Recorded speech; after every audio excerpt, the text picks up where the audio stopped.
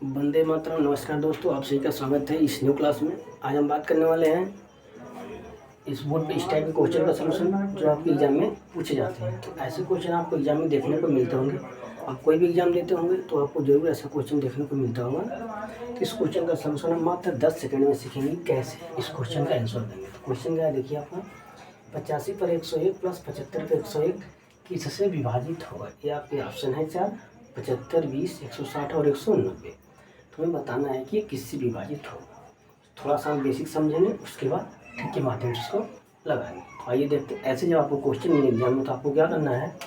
देखिए एक केस होता है जब कभी भी आपको मिलता है ए पर n प्लस बी पर n, यानी इस केस में आपको मिलता है, यानी क्या देख रहे हैं इसमें घात अगर समान है इस केस में, तो सदैव किससे विभाजित होगा। तो ये सदैव विभाजित होगा ए प्लस बी से। बस ये कॉन्सेप्ट आपको याद रखना है इस केस में, ठीक है। जब भी आपको इस केस में क्वेश्चन मिलेगा प्लस के फार्मूला ए पर एन प्लस बी पर एन, तो सदैव विभाजित किससे होगा, ए प्लस बी से, यानी इन दोनों के योग से विभाजित होगा। तो आप अब आंसर आपको पता चल गया क्या आ सकता है। तो आप बताइए आंसर क्या आ सकता है। हमने आपको ये कॉन्सेप्ट बता दिया।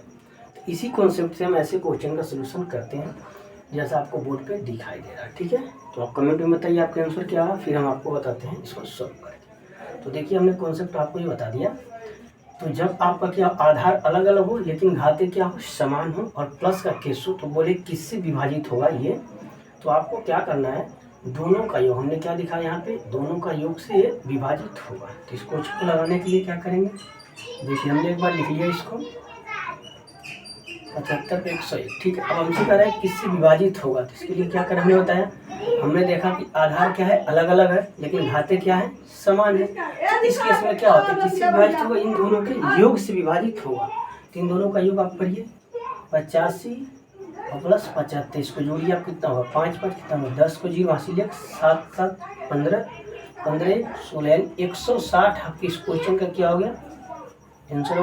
कौन सा ऑप्शन आपका सही है, ऑप्शन नंबर सी। ऐसा क्वेश्चन आपको मिलता है एग्जाम में, तो आप बिना निसंकोच फंसे हुए, कोई कंफ्यूजन बिना पाले आप ये देखें कि आधार अलग अलग है, अगर घात समान है बीच में प्लस का केस है, तो सदैव दोनों के योग से ही विभाजित होगा, यानी उन दोनों का योग ही उसका आंसर होगा। तो आपका आंसर कितना आ गया 160, और हमने आपको सोल्व करके भी बता दिया।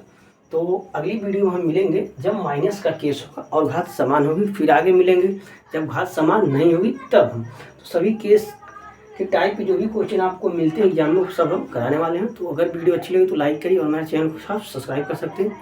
मिलते हैं नेक्स्ट वीडियो में, तब तक के लिए धन्यवाद। ये आपका रहा क्वेश्चन, आप एक बार स्क्रीनशॉट भी लेना चाहिए।